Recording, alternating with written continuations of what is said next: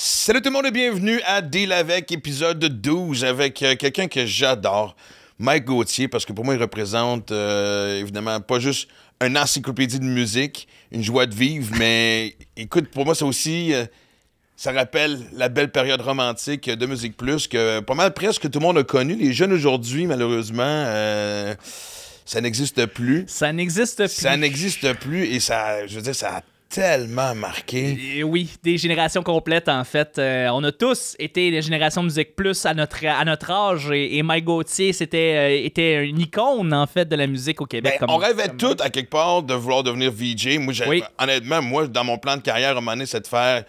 Je voulais avoir mon propre show à Musique Plus. On était en amour avec tous les animateurs. Ouais. Toutes les animatrices aussi. Ben oui, ça va sans... Oui, absolument. C'est ce que j'allais dire. Et non, puis c'est drôle parce que tu l'as dit, on l'a vécu de façon différente, dépendamment évidemment de ta génération. Tu sais, moi, dans le temps, c'était vraiment vidéo par-dessus vidéo, là, tu sais, je veux dire... Puis c'était ton après-midi, tu passais ton après-midi à regarder des vidéoclips, là. Ouais, mais pas juste ça, c'est que aussi, ce que tu faisais, c'est qu'il fallait que tu partes. Tu sais, t'avais ton groupe du moment, le vidéo du moment, fait que tu t'enregistrais sur ton VHS. Ouais, sur des cassettes. Exactement, tu passais des heures, puis après ça, quand tu revenais, tu essayais de trouver le vidéo que tu mettais sur Rewind, je sais pas combien de fois de suite. Oui, tout à fait. Puis moi, tu sais, pardon, parce que moi, j'ai toujours dit, un des grands privilèges, le privilège de ce métier, c'est d'avoir accès à des gens que j'admire. Je me souviens, dès les premières fois que j'ai eu accès à des coulisses, évidemment de festivals, mais aussi d'émissions télé où est-ce que tu étais à côté de quelqu'un que justement te regardait dans les vidéos, tu sais, et des voir en personne, puis surtout certains pour qui tu avais un kick. Moi, je me souviens la première fois que j'ai rencontré Mitsou, j'ai juste pas parlé et je me demande même si j'ai même respiré. Puis, tu sais, une personne tellement sympathique aussi. Tu sais, Martine Sinclair que je voulais marier. Moi, c'était Isabelle Desjardins. Donc, c'était un petit peu après toi. Ouais, exactement. Mais déjà, toi, tu t'es rendu un aspect un peu plus commercial, je pense. Il y avait un mélange de, évidemment, les vidéos, mais les shows spécialisés. Les shows réalité, en fait. Tu sais, quand MTV est rentré là, à plat de couture avec ses Jersey Shore, tout ça, c'était beaucoup plus ma génération, dans le fond, de musique. Ah, qu'on était ailleurs! Ouais. Mais par contre, en contrepartie, il y avait aussi des émissions expérimentales que les humoristes renaient, comme Dollar à Clip, Le Gros Dollar à Clip, probablement ce qui a lancé le plus la carrière de Louis-José. Oui, ça l'a jump-starté, absolument. Exactement, tu sais. Même Mike, quand Mike est arrivé, Mike Ward est arrivé à Musique Plus, déjà, ça défonçait aussi une certaine barrière. Absolument. Mais c'est ce que je suis content, pour ça je suis content d'avoir Mike. Écoute, des fois, j'aimerais ça être dans sa tête quelques instants parce que, tiens, on a parlé un peu plus qu'une heure, puis je pense qu'on n'a même pas couvert le 10e de ce qu'il aurait pu nous raconter sur. Tu sais, moi, je veux dire. Oh, man, c'est la belle époque. Puis pas juste Musique Plus, Musimax aussi, parce que c'est ça, ça a amené vers une deuxième chaîne qui était beaucoup plus musique, je dirais pas la grosse musique commerciale. On allait faire la couverture de toutes sortes d'artistes qu'on n'aurait pas fait à Musique Plus en temps normal. Et Mike a travaillé énormément pour Musimax, surtout avec son émission phare qui était Musicographie, où on a suivi plein d'artistes qui tombaient dans l'enfer de la drogue. Donc ça, c'était... Ça va, je pense qu'au bout de la ligne, t'es pas un artiste si t'es pas tombé un peu dans l'enfer. En tout cas, pas en musique. C'est un prérequis. Oui, toujours dit. Pour faire de la bonne musique, ça prend un écart de chemin à un moment donné. Hey, c'est mon opinion. Je suis pas en train de vous encourager, faites ce que vous voulez, mais... et c'est long parce que, je le répète, il va évidemment partager des anecdotes avec nous autres, puis moi, il me faisait en même temps voyager. Moi, je me souviens, la première fois que j'ai rencontré Dédé Fortin. T'as rencontré Dédé? J'ai rencontré Dédé, j'étais... je faisais un show à Waterloo, à l'Arena de Waterloo. En fait, c'est pas moi, c'est les colocs qui faisaient le show. Moi, on m'avait demandé de faire la première partie. J'étais hyper nerveux. C'est big, là. Tu dis. Et là, en fait, les loges, c'était la chambre des joueurs. Puis à l'époque, est-ce que les colocs étaient déjà comme des légendes, comme sont des légendes en ce moment? Oui, exact. Mais en fait, c'était peut-être un an ou deux avant le décès de Dédé. Là. OK, c'était à leur top, là. C'est dans le pic. Et je me souviens, tu sais, tu rentres dans le corridor, comme je te dis, les loges, c'était comme les chambres des joueurs, les vestiaires, puis tu veux pas prendre trop de place. Et je me souviens, Mike, pourquoi j'oublie son nom de famille? Mais oui, ceux qui connaissent bien les colocs... oui, c'est le bâtissiste ou le guitariste? Je le vois aussi jouer l'harmonica, en tout cas. Et quand je rentre, il a fait « Ah, toi, man, je t'aime tellement! » Et ça m'a tellement mis à l'aise. Puis là, j'ai été accueilli par tout le monde. Et man, alors, je suis content que tu sois là, t'es tellement drôle, tout ça. Je suis comme, OK, fait que j'étais comme soulagé. Et Dédé était pas là. On jasait, tu sais, puis tu veux-tu dire salut à Dédé? J'ai fait oui. Et j'oublierai jamais. Il était dans un vestiaire à côté, puis déjà, il gratouillait un peu, puis il faisait... Il se mettait dedans, comme on dit, tu sais. Ouais. Et je suis juste rentré, et j'ai juste fait « Hey, salut, man ». Puis il a fait « Hey, salut, man ». C'est tout. Ça a été notre échange. Et le seul échange qu'on a jamais eu. Mais en rentrant dans la loge, j'ai senti un peu la lourdeur du personnage aussi déjà. C'est sûr. Et évidemment, après la performance, je suis resté puis j'ai regardé le show. Évidemment. Et évidemment, tu dis. Puis c'était comme complètement métamorphosé. C'est fou comment dès qu'on monte sur scène, peu importe ce que tu vis dans ta journée, ça t'amène ailleurs. Tu sais, quand on dit que c'est thérapeutique. Juste comme ça, est-ce que à ce moment-là, tu te rappelles si Dehors Novembre était déjà sorti? C'était... Non, je me souviens pas. Je pense que c'était le prochain album qui sortait. Parce que Dehors Novembre nous ont montré à quel point Dédé était lourd et était rendu deep dans son esprit. Parce que l'album juste avant était pas aussi dark. Non, et moi, tristement, en fait, Dédé habitait à côté de chez nous, Mané. J'habitais sur le plateau, j'habitais au coin de Saint-André et Rachel. Ouais. Et Dédé habitait au-dessus d'un restaurant, pas un restaurant, d'une espèce d'épicerie italienne où il préparait aussi des repas. Je pense que j'étais là tous les jours, c'était tellement bon, puis avec une maman italienne, puis on jasait. C'était l'appartement où est-ce qu'il s'enlevait la vie, dans le fond? Exactement. Parce que ça, c'était un carrefour d'artistes, là. Tu sais, il y avait beaucoup de monde qui allait chez lui, puis tout, puis c'était un endroit de création, là, sur son appart. C'est surtout aussi à l'époque où le plateau était encore le plateau, c'était encore... Ah, ouais, OK. Tu sais, c'était pas l'espèce de condo à un demi-million. Ouais, puis la délégation française, en fait, est rendue maintenant tout au plateau. Exactement. Je veux dire, c'était un endroit d'artistes et ça coûtait pas cher aller là. Non, écoute, on payait même pas 500$ par mois. C'est ridicule. Puis moi, je me souviens que j'habitais justement avec ma blonde de l'époque, justement sur Saint-André, puis on arrivait à l'appartement et Jim Corcoran habitait pas loin. Il habitait comme genre 6-7 maisons plus loin. Ouais. Jim. Puis je n'oublierai jamais l'image de Jim qui est pas là. Et il y a des sacs dans les mains. Puis oui, il y avait des voitures de police, mais il n'y avait rien de... Tu sais, je pense que c'était la fin de ce qui était arrivé le matin même parce que je croise Jim, puis je fais « Hey, salut, comment ça va? » Puis il est le même, puis il fait juste se lever la tête, puis il fait « Dédé est mort, man. » Et là, je me suis d'avoir figé parce que c'était à littéralement même pas 100 mètres de chez nous, tu sais. Ouais. Et à chaque fois que j'écoute que je t'en parle, man, je deviens complètement ému. Mon Dieu, je pensais pas qu'on allait vers ça en tant qu'intro. Non, on fonce. Mais la toune où ce qui parle de c'est quoi le titre de la toune? Message son répondeur. Le répondeur, il y a aussi Dehors Novembre qui est assez dark. Oui, mais le répondeur. Et qui parle d'une tempête de neige. Ouais. Je la vois très bien, cette tempête de neige-là, parce que j'habitais là. Ouais. Et ça vient me chercher à chaque fois. Ouf! Hey, attends, t'attendais pas à revivre des émotions de même. Oui, tu sais, la tristesse de tout ça. Puis même, je pense qu'on en parle aussi dans l'épisode avec Mike, parce que je dois avouer aussi que là, on fait l'intro, mais ça a été... l'épisode avec Mike a été enregistré... il y avait Charles aussi. Charles Deschamps. Charles Deschamps. Et c'était avant les fêtes et tout. Et man, c'est drôle comment la perte de ces artistes-là qui marquent ta vie... Kurt Cobain, même affaire. On était 6 boys qui avaient été voir le match d'ouverture des expos, puis en revenant, on était retourné chez nous à jouer à des jeux vidéo. Je pense que c'était même pas... Je pense que c'était Sega Genesis, ça te donne une idée? Oui, tout à fait. On voulait jouer au hockey, puis là, on avait mis Chaume pour avoir de la musique dans le background. Puis on était quand même pas mal... Tu sais, on avait bu tout le long de la game, on avait fumé des battes en revenant, puis... et là, ils annoncent la mort de Kurt Cobain. Et là, il y a un silence qui s'est installé, puis on a essayé de changer les idées. Puis tout le monde se regardait en disant « Hey man, je suis pas bien, je vais rentrer à la maison. » Et ah oui, à ce point-là, ça... À ce point-là, moi, ça venait de créer un vide dans ma vie. C'est... ouais. Et puis, c'est drôle parce que, tu sais, je vais essayer de trouver une façon positive parce que, tu sais, le podcast avec Mike est complètement joyeux, comme je te dis, je veux dire, c'est... Ben, y a-tu, avant de terminer, y a-tu un artiste, d'après toi, un artiste actuel, que si on savait que demain il mourrait, ça te décalisserait? Ben, il y en a plusieurs. Tu sais, je pense à Bill Burr, dont l'humour m'impressionne, m'inspire, me confronte. Quand j'arrive devant, là, tu sais, je recommence à écrire le prochain show bientôt. Puis... Ce que j'aime de Bill Burr, c'est de voir ce qui met la limite du politiquement correct avec tout ce qu'on sait aujourd'hui. Fait que ça me donne du courage moi-même. Puis quand je parle à Mike Ward, des fois je parle avec Mike. Mike, ça serait une perte non, mais ça, je veux même pas y penser. Non, ça ne peut même pas. Là, mais tu sais, quand je parle, Mike aussi, c'est un gars qui me donne du courage à continuer d'aller aussi loin dans mes textes. Parce que des fois, on devient un peu frileux ces temps-ci. Mais c'est drôle parce qu'après toutes ces années dans le métier-là, on a encore les moments aussi où on peut rester figé devant des gens connus. Puis je raconte une anecdote, il y a 3 ans à peu près. au festival Juste pour rire et j'animais un show extérieur avec Livia. C'est la première fois qu'on faisait une espèce de talk show live devant les gens et que je co-animais avec ma fille. Puis il y avait Jim Jeffries, le stand-up américain qui animait un gala. Australien, je pense, Jim Jeffries. Oui, j'ai dit américain, excuse-moi. Ouais, américain, il habite aux États-Unis, mais c'est comme de fait, oui, excuse-moi. C'est lui aussi, là. Jim Jeffries. Mate. Et moi, j'étais un grand fan.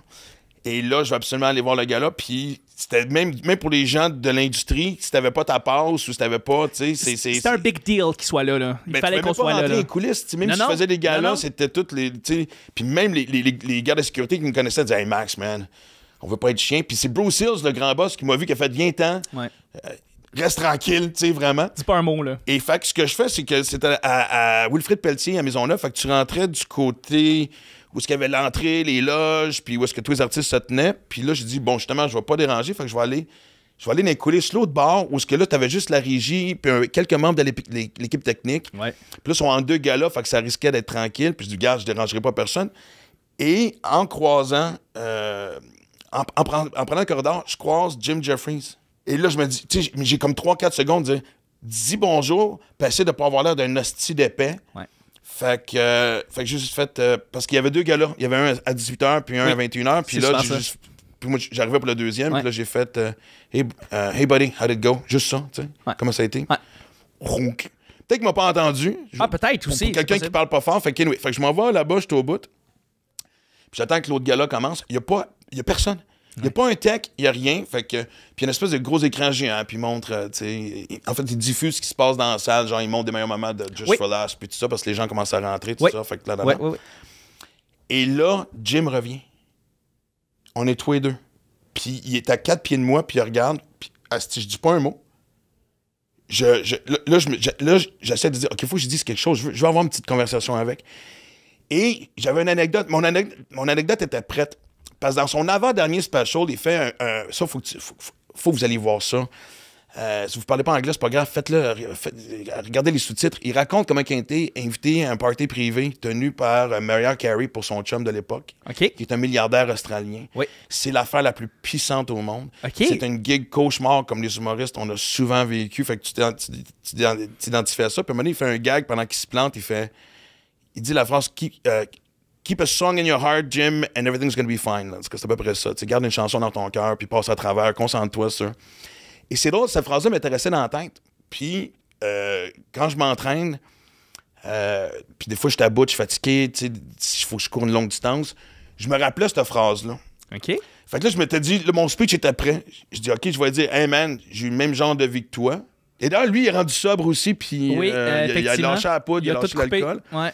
Mais à l'époque, il était vers la fin, mais tu sais. Fait que je voulais dire, hey man, j'ai déjà eu le genre de vie que toi, puis maintenant, je fais des triathlons. Et ta phrase de ce numéro-là, je me l'ai dit quand c'est tough. Ouais. J'ai fucking choqué, man. J'ai pas réussi à dire un esti de mot. T'étais starstruck? Starstruck, tu dis? Ouais. Puis il devait se demander, c'est qui l'étron à côté de lui qui dit pas un mot? Ouais. Parce que comme je te dis, là, je bougeais même pas. Ouais. J'avais 2 mains dans les poches. Statue, Calis. Ouais. Statue. Ouais. Et ça n'a pas duré 30 secondes. Là. J'ai eu facilement presque 10 minutes de juste lui puis moi. Puis il se promenait, puis je voyais qu'il se répétait ce qu'il allait faire. Puis il regardait l'écran. Puis à un moment donné, c'était lui. Puis il m'a juste regardé. Il a fait « Good looking guy ». Puis j'ai fait « Ça a été ma seule fucking réaction, man. Vraiment. Fait que, man, j'aimerais ça avoir un part 2. J'aimerais ça me reprendre. C'est sûr, ça va arriver. Là. Il va revenir à Montréal. Il va faire d'autres shows. Tu vas le revoir. Mais en même temps aussi, j'ai encore ce côté-là des fois. Je me souviens, j'ai été voir Seinfeld à Québec. Et par pure chance, j'avais eu des billets en première rangée. Et cet été, justement, j'étais allé voir Bill Burr au Centre Bell. J'étais 10e rangée, mais... Et de les voir proches d'eux-mêmes, j'ai encore le petit côté TQ. Tu sais, Chris Seinfeld, moi, ça a été la série qui a dicté... c'était iconique, si on peut dire ça. Absolument. Fait que j'ai encore ce côté de « Hey, je suis proche de la personne qui m'a fait triper, la personne qui m'a fait vibrer. » Fait que... hey! Beau petit carrousel d'émotions pour commencer ça. Ouais. On part ça avec Marc Gauthier. Je sais que ça s'appelle Deal avec, on va brasser de la marde. C'est territorial, la politique. Tu fais plus de beatbox. J'ai jamais fait de beatbox. Es-tu vraiment en train de parler de ça? OK. Le podcast à qui, finalement, cette affaire-là? Ok, je suis seul, c'est correct. C'est Non, cool. c'est correct. J'invite des chums, là. Fait que, tu sais, j'ai le goût de... Ding, ding, ding, ding, ding. Bienvenue dans mon monde, OK. Ben, c'est l'autre parce que je me sens un petit peu intimidé parce que j'étais avec 2 buveurs de café noirs. Puis, en fait, c'est drôle parce que Mike, avant qu'on commence, t'as dit non, on fait un podcast avec Max Martin, faut pas avoir peur de rien. Ah. Moi, je suis un gars de latte. Fait que je viens de m'adoucir live devant tout le monde. chai latte. Oui, En chai plus? latte. ben Ouais. boy. C'est mon petit côté que je me fais croire Ah, ben zen moi, et c'est calme, n'importe mais- quoi. Honnêtement, là, Ouais. c'est un peu comme quand je vais chez Saint-Hubert, c'est le choix du rôtisseur. Je me casse pas la tête. Wow, t'aimes le Ouais, je me casse pas la tête de même. Moi, c'est comme, c'est ça. C'est ça. crémeau traditionnel, c'est la question qui divise le Québec bien plus que la l'indépendance. Je te dirais la traditionnelle. Je te dirais. Merci. Crémeux. Ah, je savais que ça en prenait un bizarre, peu. c'est bizarre. Déjà un clash de génération. Ben, clairement, mais de goût et de tout, la crémeuse est douteuse, si je m'excuse, là, mais... Honnêtement, je pense que 90% du monde prennent la crémeuse. C'est toi qui prends la gang. Non. Ok, Ah, écoute, checker, sondage, moi, check checker. les sondages. Hey Mike, moi je suis content qu'on se voit évidemment. Je suis toujours content qu'on. Ouais, non, mais c'est parce que là. Mais honnêtement, moi quand j'ai fait de la radio, quand on a commencé à se croiser, moi j'étais un fan depuis le début parce que t'es tellement de références. Puis, tu sais, là, on a nos anniversaires en même temps. oui, moi c'est c'est le 23 vrai. septembre, toi c'est quelques 25, jours avant. 25. Ah, t'es après? Ouais. C'était hier. Oui. Ah, bon, ben tu vois, justement. Là, aujourd'hui, on est lundi le 26. On peut le dire, même si je sais pas quand ça va être diffusé, mais bon. Mais bonne fête en retard. Ben, merci, toi aussi. Exact, ben oui. Et en plus, tu sais que ça commémorise. toi? Vas-y. Avant qu'on change de sujet, le 2 tiers des Québécois préfèrent la crémeuse. Pour vrai? Ouais, c'est dans les stats Google. Check donc si c'est pas aussi Moi, un je- signe de de toute l'apocalypse. Moi, je suis pas un suiveux. Ouais, c'est ça. C'est mon côté rebelle. Fait que, amusez-vous, là, tu sais, j'ai une gang de moutons de crémeuses. Faites comme tout le monde à la table à côté. Ah, on a un Moi, je vais final rester ici dans mon pour un petit coin. numéro dans ton show, là. Ben là, mais j'entends... Les moutons de crémeur. Exact, les moutons de crémeuse. Mais tu l'entends, dans l'ancien temps, tu sais, au restaurant, t'avais, tu sais, la section fumeur, non-fumeur, là, ça prend la section Section crémeuse crémeuse traditionnelle. Puis on se parle pas. Et les crémeux seraient davantage en couple que les traditionnels. Mais là, il dit quelqu'un qui est Fait que surpris. c'est- Moi, je suis très Ah traditionnel. non, par exemple, moi, je suis en couple stédé. Ouais. OK, tu dis, ouais. Mais moi, je vais être traditionnel jusqu'à Je la- serai jusqu'à l'expression la fin. qui confirme la règle. Exactement. Ouais, mais Bon. toi, t'es tellement polyvalent aussi. Puis tout. Puis en plus, ça coïncide aussi avec ce que j'aime de cette date-là, c'est évidemment l'anniversaire de la sortie de l'album Nevermind de Oui. Nirvana. Et tout le monde, en fait, ceux qui me connaissent savent bien à quel point que ça a été un band qui m'a beaucoup, beaucoup influencé. Toi, c'était ta bouée de sauvetage, là. Ben, en fait, plus que ma bouée de sauvetage, moi, je me souviens, ma première tournée, c'était la tournée Juste pour rire. À l'époque, on était 4 finissants, puis on montait un show, mélange de sketch et des numéros qu'on faisait. J'étais avec 3 personnes qui faisaient des personnages, fait que ça remonte à loin, là. J'étais le seul stand-up. Ça te donne une idée. Et je me souviens... Écoute, c'est début de l'hiver 92, et partout où on allait, dans les bars, il y avait 3 tunes qui jouaient. Il y avait Let's Talk About Sex de Salt and Pepper. Excusez-moi, il y a toujours Black or White de Michael Jackson. Et Smells Like Teen Spirit qui venait tout clasher. Moi, ça avait piqué ma curiosité. Et on arrive à Gaspé, au cégep de Gaspé, et je fais une entrevue avec la radio étudiante du cégep. La veille du show, on est arrivé une couple de jours d'avant. Puis on parle justement un peu de ça. Puis après l'entrevue, la gang dit « Hey, t'es occupé? Qu'est-ce que tu fais le restant de ta journée? » Ben rien, tu sais, vraiment. Fait que, hey, fait qu'on s'est mis à jouer au trou de cul. On fait des clopes et des battes. Et, et à parler de musique, puis là, justement, ça vient sur le sujet, puis il dit « Ah, tu connais Smells Like Teen Spirit, mais t'as-tu entendu le restant de l'album? » Et j'ai fait « Non. » Et là, ça part. Ils ont mis ça, tu sais. Écoute, tu sais, ça m'a frappé. J'ai accroché aux paroles. Je me souviens de la première réaction que j'ai eue, c'est genre « OK, on a le droit d'être rebelle, on a le droit d'être en crise. » Puis, tu sais, j'écoutais de la musique depuis que j'étais jeune. J'ai eu une phase Elvis quand j'étais jeune. Des années 80, moi, j'étais un gros fan de The Box, mais j'écoutais ce qu'il jouait. Mais tu sais, il n'y avait aucune musique qui avait un impact, pas culturellement, mais sur ma vie personnelle. Et là, du jour au lendemain, mon écriture a changé. Mon écriture devenait plus engagée, dénoncée, plus... Et même ma façon de m'habiller. Tu vois, j'ai fait par exprès aujourd'hui, à 53 Encore ans. des hosties de jeans je me déchirés. dis, exact. J'ai mis mes jeans déchirés. C'est ma crise d'adolescence que je revisite. Mais pas adolescence, j'avais 20 ans, 21 quand ça a sorti. Ah. Et vraiment, comme je te dis, mais ça a ouvert dans ma tête le besoin de me cultiver encore plus, puis d'être plus au courant de ce qui se passait socialement à travers la planète. Ça a été un éveil total. Et pour la génération complète aussi. Ah, tu ouais, l'as oui. vu, ce clash-là? Ah toi, ouais, là? c'était épouvantable. Ben moi, j'ai vu la fin du Rock de cheveux. Ouais. J'aimais les Motley Crue, puis Poison, puis Def Leppard. Mais Def Leppard, par exemple, les autres, ils viennent en tac quand on leur dit qu'ils sont un hairband. Ils aiment pas ça parce qu'ils disent, nous autres, on était là dans ce c'est temps-là, quoi, puis on bon? avait des cheveux longs.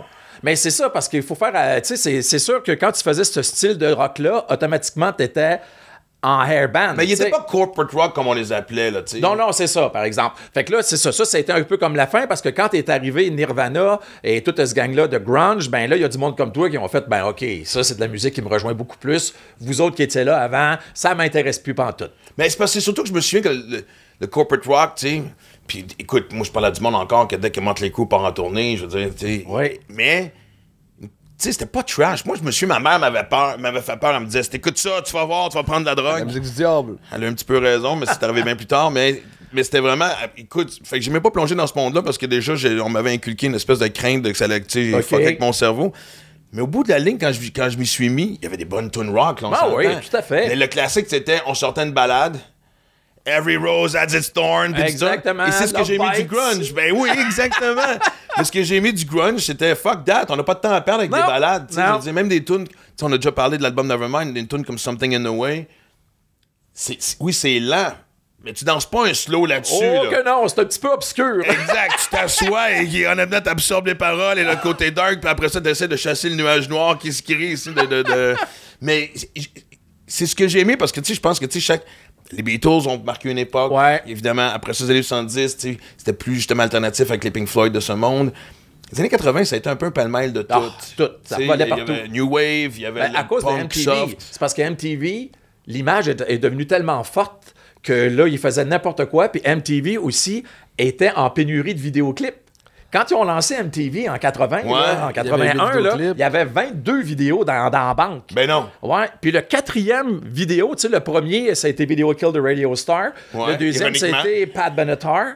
Puis le troisième, je m'en souviens pas, le quatrième, c'était April Wine, le groupe de Montréal. Pour vrai? Oui, parce qu'ils faisaient des vidéos dans ce temps-là. Fait qu'eux autres, peu importe qui. Puis en plus, t'avais comme la vague européenne parce que les Britanniques, à cause de Top of the Pops, une grosse émission populaire là-bas, c'était c'était comme la plateforme. Des fois, ils sortaient des studios puis ils disaient, bon, on va investir puis on va faire comme...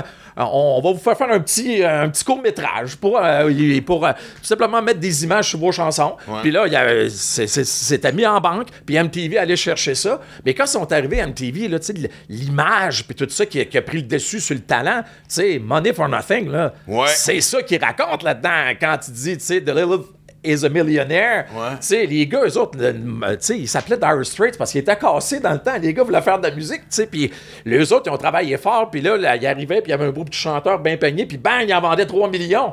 Puis c'était pas Ben, fort. c'était comme devenu la musique, nouvelle là. fenêtre. C'est ça, exactement. Ça fait que c'est ça qui est arrivé dans les années 80. Puis après ça, ben là, le hairband et tout ça, tu sais, tout est arrivé à peu près dans ce temps-là. Les hairbands, les tattoos sont arrivés beaucoup, tu sais. Je voyais arriver ça, moi, en 88, là, tu sais. Motley Crue arrivait, tu sais, tatoué. Puis là, j'ai fait, oh boy, puis là, ça revolait de partout dans mes chums. Là, ça se faisait À l'époque, tatouer le monde partout. tatoué, on avait peur du monde tatoué. Là. Oui, après ça, c'est devenu comme commun à cause de l'image qui était véhiculée par ces bandes-là. Fait que l'image a joué un rôle crucial aussi dans les années 80. Fait que c'est pour ça qu'on a eu tellement de styles musicaux là, où c'était comme... Tu pouvais faire une tune, puis si t'embarquais en rotation à MTV, ben à Music Plus et Much Music par après, ben là, c'est vas parti. lire l'album. Exactement. Ben, c'est ça, parce que, tu sais, justement, dans les années 80, le corporate rock, moi, ça, j'appelle ça, le hair rock, ça a créé une mode. Mais quand est arrivé le grunge, Le ça a grunge affecté... a créé une mode. Oui, ça c'est clair, comme mais il y avait n'importe quoi. le deuxième degré de la réflexion de... C'était de la musique lourde, c'était de la musique souvent C'est pas ça. dépressive, mais des paroles quand même assez non joyeuses. Je veux dire, Kurt Cobain a quand même écrit une tune « I hate myself and I want to die ». Puis on a été surpris quand il s'est tué. Vraiment, Ouais. c'est comme... C'était pas clair, Kurt. On n'a pas lu entre les lignes. Je vais pas vous désolé, donner un tu coup de sais. vieux, c'est la première année que fait plus de temps qu'il est mort que de temps qu'il a vécu. On est rendu là. Sapristi. Pour vrai? Ça fait 28 ans qu'il est mort, puis il est mort à 28. Ah là, ça me fait... Ah, oui, je suis content de vous le dire. T'es pas supposé dire ça avec un sourire. C'est là qu'on devrait... En fait, ça a été une réalisation. Ma copine, c'est ma première copine plus jeune que moi. Puis elle est morte 3 mois après. Elle est née 3 mois après la mort de Kurt Cobain. OK. Puis ça me fait un. Ok, je suis content que tu te sois ravisé parce que Moi, j'ai elle le est podcast morte. pour un autre tournant. Ma copine est morte. OK, y a-tu Non, d'autres non, monde qui va l'annoncer? Y a Mais, quelque chose des de- coups de vieux, on en pogne l'autre fois à la radio. Je travaille avec un metteur en ondes il y a 21 ans. OK? Il y a 21 ans. Et là, à un moment donné, au mois de juin, ça faisait comme 1 an de plus que Michael Jackson était décédé. Fait que là, je fais un feature dans mon show, Et là, il fait comme, hey, je m'en rappelle où j'étais. Je fais comme, t'avais quel âge? 1 an et demi! Mais comment tu peux te souvenir de quoi tu... Il se rappelait de tout ça. Il fait comme, je fais comme, t'avais 1 an. Tu sais, des fois, j'ai des références dans même où je fais comme, je parle avec du monde, je fais comme, t'étais même pas né quand Nirvana a sorti Nevermind. T'étais même pas né quand Jackson a sorti Thriller. Ouais. Tu sais, les gros albums, ils font comme, ça me dit quelque chose. Tu sais, ça me dit quelque chose. En fait, tu sais, c'est drôle parce que, clairement, on venait dans toutes les directions et c'est ce que j'adore. Parce que, tu sais, moi, j'ai découvert les Beatles, évidemment. Tu sais, C'est ça. J'étais pas né là, quand je suis né en 69, là, c'était la fin, c'était la dernière année ensemble. Mais, tu sais, moi, c'est le grand frère d'un de mes chums, coup de foudre et blablabla. Tu sais, souvent, c'est présenté. Ces générations-là passent le test du temps parce que quelqu'un te présente l'univers de cette époque-là. T'sais, même chose avec Pink Floyd et compagnie. Là, ce qui me gosse, par contre, c'est que le grunge, cette période-là, combien de fois je vois des gens avec des t-shirts de Nirvana. Vraie histoire, l'ancien chum de ma fille avait un t-shirt de Nirvana, puis je fais « Ah, t'aimes le band? » Il a fait « Je pourrais même pas nommer 2 tunes. » J'ai fait « Enlève-le. » Moi, ça vient me chercher, Chris. C'était pas capable de me nommer une coupe de tonnes du t-shirt que tu portes. Non, ça se mérite. Surtout un t-shirt comme Nirvana. Puis tu me parlais de... J'étais même pas au courant d'en faire de Justin Bieber. Bieber s'est présenté à un événement, je pense que c'était au Grammys, puis il y avait un t-shirt de Nirvana. Et là, le lendemain, là, ça revolait de partout. J'ai même été invité à la radio de Radio-Canada avec Catherine Perrin, je pense, à l'époque, pour aller débattre là-dessus. Et puis moi, je disais, non, ils n'ont pas d'affaire à porter un t-shirt de band, mais c'est pas pire qu'en 91. En 91, quand ils ont sorti le film The Doors, c'était pareil, là. Ouais, mais moi, je savais c'était qui Jim Morrison, je connaissais je sais, il y en avait un paquet de jeunes qui portaient des chandails des Doors. Puis, tu sais, des fois, ils vont. Tu sais, puis l'autre fois, je suis allé, je pense, chez H&M, là.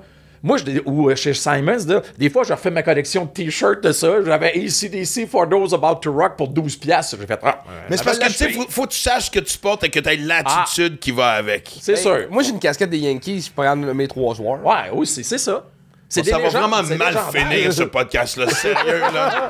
On s'en va pas pantoute. Ouais, je suis bien content de 62 là. Mais tu sais, justement, parlons d'attitude parce que, tu sais, quand t'es arrivé à Musique Plus, puis ça aussi, on va en parler parce que Musique Plus, ça a été le centre de notre univers tellement. À combien de générations, ça a lancé tellement de carrières. Moi, je te confesse que, tu sais, je constate que j'ai fait bien des choses dans cette carrière-là. Musique Plus, et ça a passé proche quelques fois. J'ai présenté des projets, mais moi, ça a arrêté. Mais quel honneur de traverser l'autre bord et d'être dans ce studio-là qui était tellement vivant, vibrant. Oui. Mais je vais revenir juste par rapport, mettons, à l'attitude des bands, parce que quand t'as commencé, évidemment, c'était quoi la différence d'attitude entre, justement, les Guns N' Roses de ce monde et quand t'es arrivé à interviewer les Nirvana puis les Soundgarden? Ben, Nirvana, ils ont fait une entrevue. C'est Marc Coiteux qui l'a fait, puis il l'a fait, je pense, 3 jours avant l'apparition de Nevermind, parce qu'il jouait au Fouf ce soir-là. Exact. Exactement. Ouais, il jouait au Fouf. Ouais. C'était le soir de ma fête. Oui, c'est ça, le 21. Puis, non, 2 jours avant. C'est ça. Je fêtais, à l'époque, je fêtais ma fête pendant une semaine. Puis, fêtais à l'année. Mais j'avais été invité à ce show-là par Daniel Thibault. Oui! Qui est un auteur de ben et séries. Lui, il faisait TSPC, qui était un band. C'était lourd, ça, pour le Québec, TSPC. Je sais, moi, j'étais là quand j'ai vu la création. Écoute, là, j'ai on aucun prenait des référent notes, là, parce que là, on avait un groupe d'humour de Mario Jean, moi, Daniel Thibault. Au début, c'était Christian Bégin qui a été remplacé par Jean-Michel Dufault. Et Daniel a créé TSPC à travers ça. Et c'est lui qui était un peu ma référence musicale de ce côté-là un peu plus pesant. Rock, c'est ça. Puis il m'avait dit, viens-tu voir Nirvana avec moi au Fouf? Et j'étais occupé ce soir-là. Fait que moi, j'ai manqué... Qu'est-ce que t'avais, Corliss? Je sais pas, mais je les connaissais pas à l'époque. Ouais. L'autre anecdote par rapport à Nirvana, ils reviennent quelques années plus tard à l'Arena de Verdun. Ouais. Et moi, j'étais en couple, ça faisait 1 mois qu'on était ensemble, j'étais parti en tournée genre 3-4 jours de suite, fait évidemment, je m'étais ennuyé, fait qu'en revenant, ben écoute, tu fais ce que tu fais, tu te ressautes dessus, puis on avait des billets pour aller voir Nirvana à l'Auditorium de Verdun. Puis à l'époque, Nirvana, c'était genre, il n'y avait pas de place à signer, là, c'était l'espèce, on ne veut pas embarquer dans Ticketmaster compagnie, fait que premier arrivé, premier servi.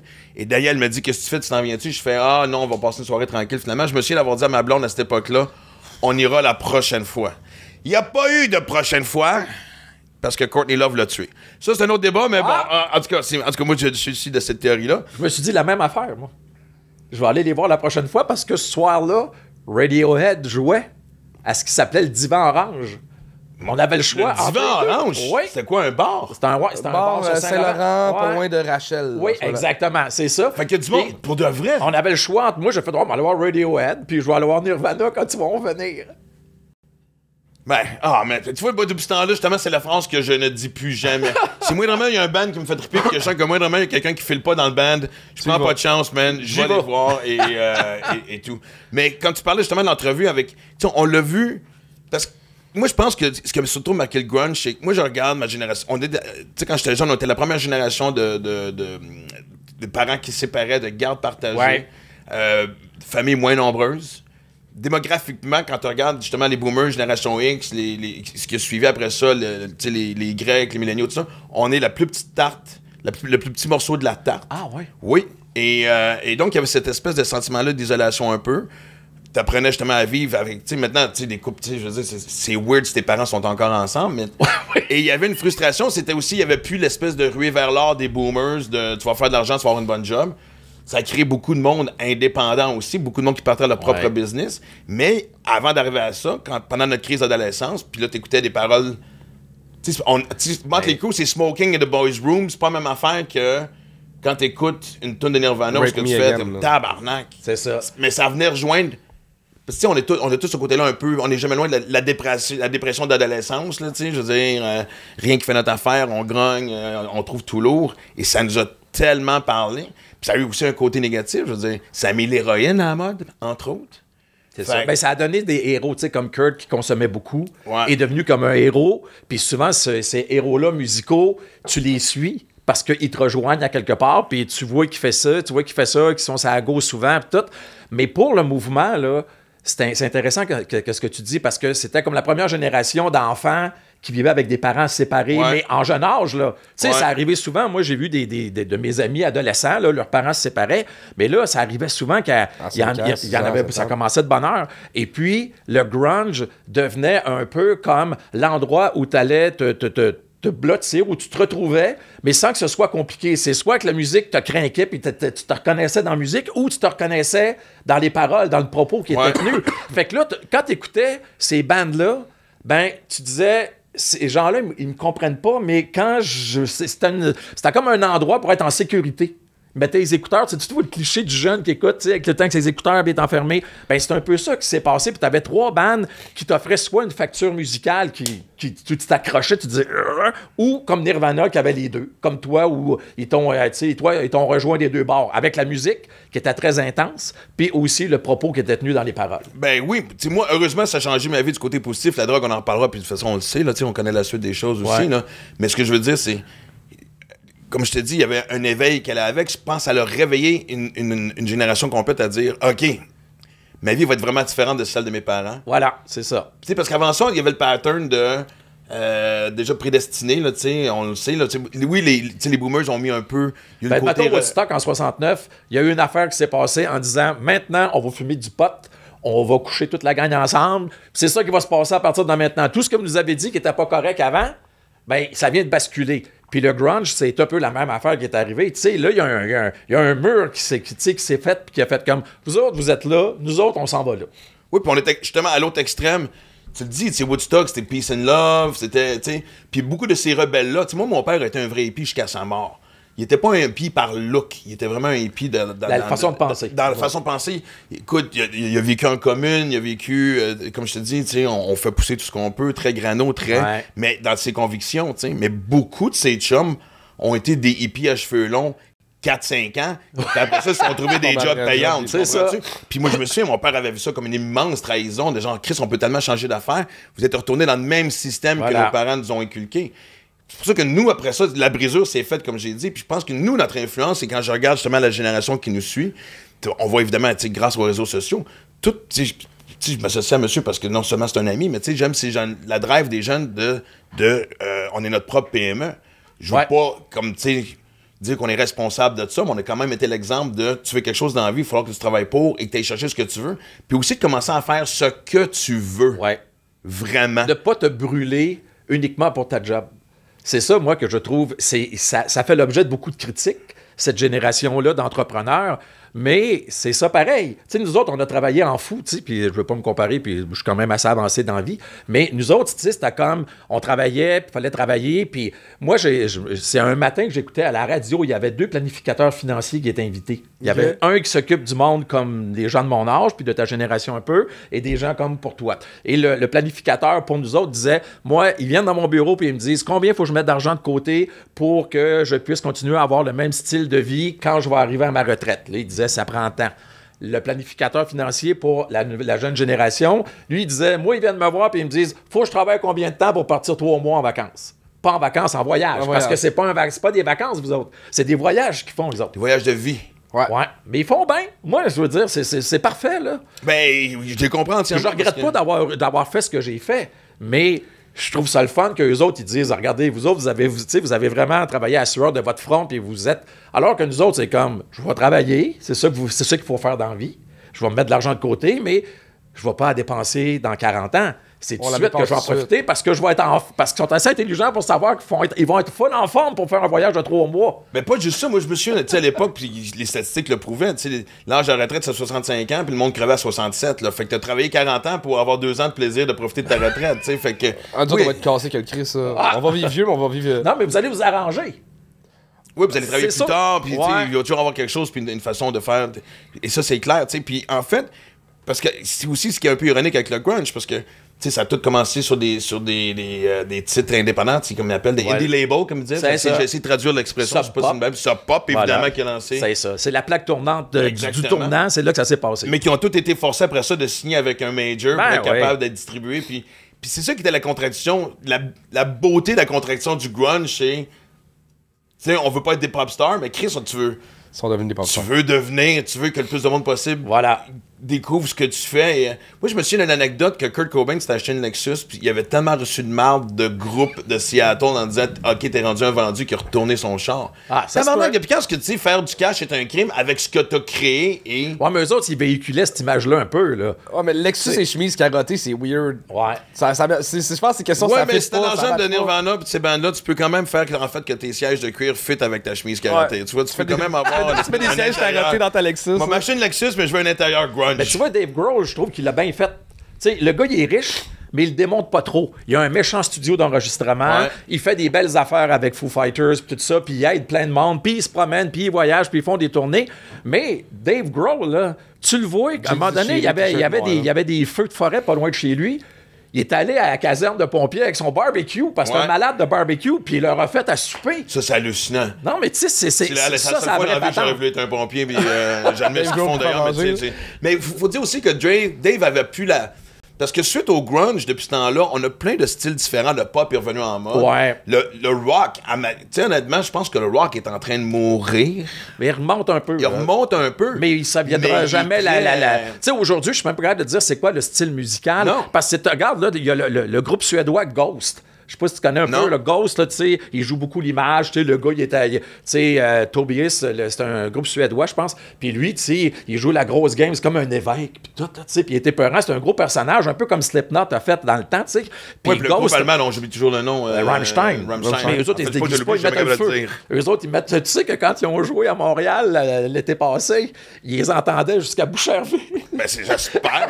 Avec du monde qui se plaignent. On a un festival de musique par année, puis parce que là, ça il y a 11 heures, puis t'entends un peu de musique. C'est ça.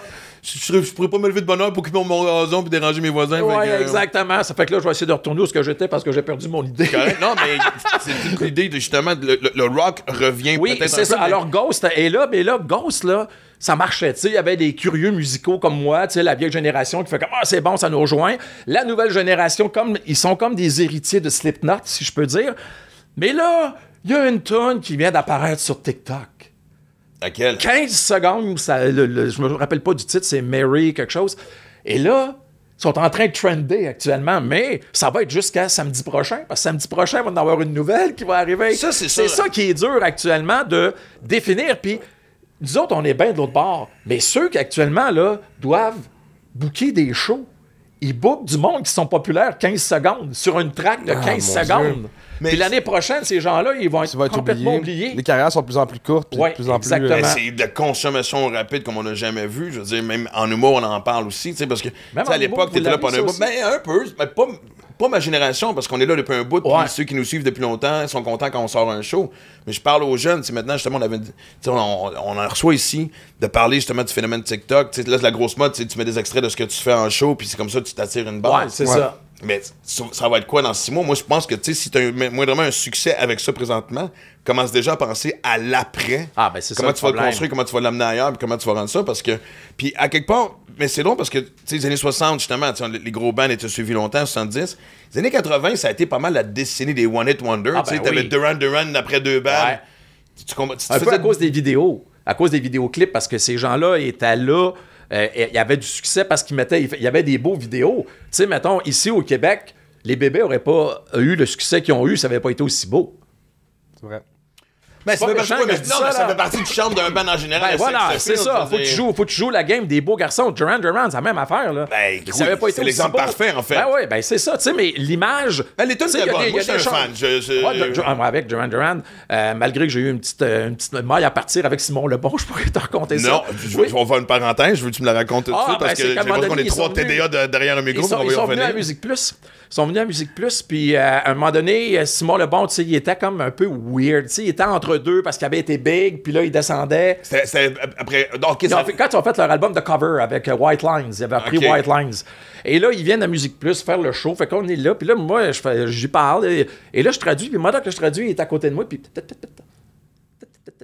il fait ça avec sa bouche, là. Non, il est à côté de moi, puis il se moque un peu de... Tu sais, il se moquait pas de moi, mais moi, je suis comme toi un peu. Tu sais, j'ai la mèche courte des fois. Je sais J'ai pas la de quoi mèche vous courte parlez. des fois.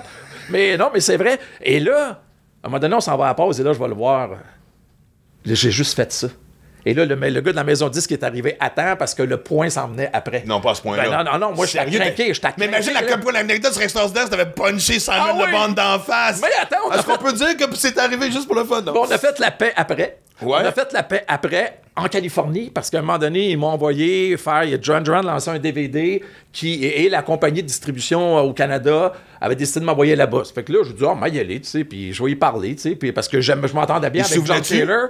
Non, pas du tout. Il voit tellement de monde. Là, Non, tu sais. mais tu sais, à un moment donné, moi, quelqu'un qui met un doigt d'en face puis se voit de puncher d'en face, je m'en souviens en général. Ouais, mais tu sais. peut-être, mais Faut que la tu sais, liste est longue, mais c'était bon. comme 3-4 ans plus tard, fait que Ok, ça avait, ouais. ça avait dû être oublié. Et je porte des espadrilles parce que Adidas me fournissait mes espadrilles dans le temps, puis j'avais une édition spéciale des Olympiques de Montréal de 76. Il était Oh, vert ouais. et jaune, il était beau. Et là, il fait comme « Wow! » Et là, il est redevenu mon ami. Mais écoute, je me pose qu'on était rendu avant, tu sais, c'est une bonne chose qu'on est sur l'anecdote, mais parce que c'est donc.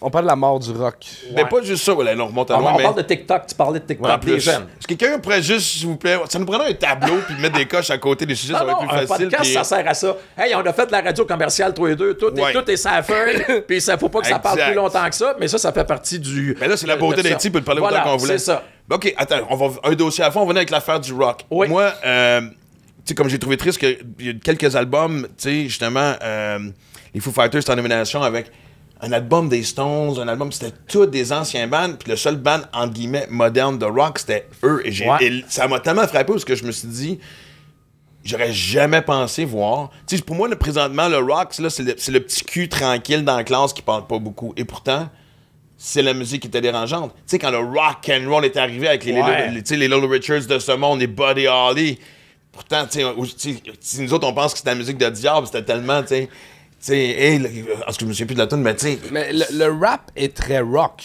Maintenant, oui. Tu sais, il y a comme quelque chose de Il y a des gars comme Post Malone qui ont amené... Tu sais, Post Malone, as-tu écouté son show en hommage à Nirvana? Non. Avec Travis Ouais. Barker à la batterie. Hey, il En a fait live ça pendant la Instagram, je pense. pandémie, là. Et tu vas capoter. Pour vrai? Ah non, Tu faut vas que j'aille voir ça. capoter. Il est bon.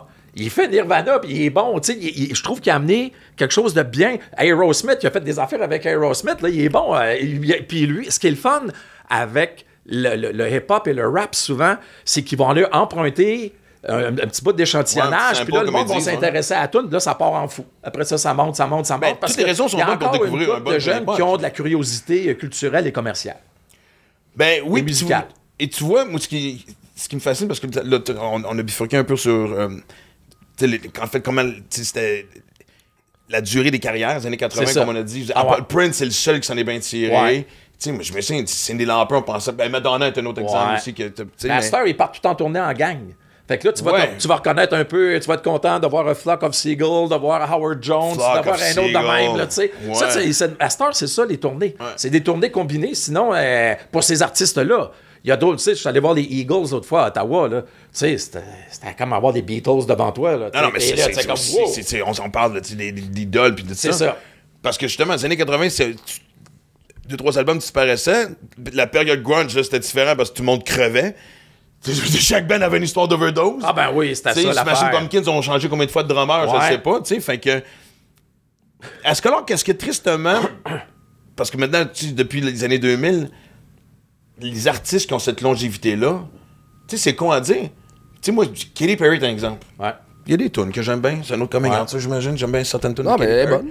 Oui, mais déjà, moi, ma fille tripait dessus solide. C'est du passé, là. Ouais, c'est ça. Mais elle t'a fait 10 ans, là. Ouais. Ah, Mais t'es à Vegas à cette heure, puis c'est plein. Mais ça résume tout. C'est plein. Ouais, mais tu sais, quand t'es à Vegas, Elvis a fait ça en fin de carrière. Tu comprends? Tu sais, fait que il y a quelque chose de. L'art va mourir à Vegas, ça. Ben, c'est peut-être en fait le destin de la musique en général. Tu sais, je veux dire, si tu prends un quatrième, c'est des Vincent Vallière de ce monde, pour moi, c'est des carrières extraordinaires. Mais oublie pas quelque chose, des cowboys Max. fringants. Il y a une étude qui a démontré que à 31 ans, la majorité des êtres humains mettent un break sur la curiosité musicale. Pour vrai? Ils vivent dans leur patente, puis c'est 31 ans.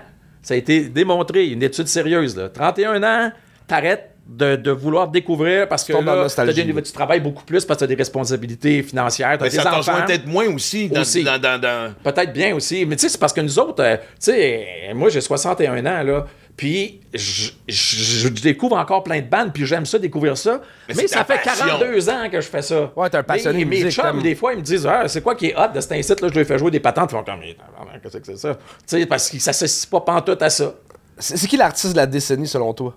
Laquelle? Ben, de la décennie des 10 dernières années, là, mettons. Là. Ben tu sais, Bieber, on a pas rire de lui, mais il a quand même marqué. Tu sais, partout, tout ce qui touche, ça marche. Mais Bieber, on va pas s'en rappeler un peu comme un Justin comme le gars qui vend des Timbits. On va s'en souvenir de même. Moi, c'est sûr, c'est sûr que c'est comme, il y a ben, aujourd'hui, là, la différence, c'est qu'il y a bien des artistes qui ont du succès, mais qui vont pas qui vont pas déclencher l'intérêt envers devenir un artiste et jouer de la musique. Tu sais, dans les années 60, 70, 80, tu sais, les Beatles, ils ont vu au Ed Sullivan, il y en a combien aujourd'hui qui disent tout?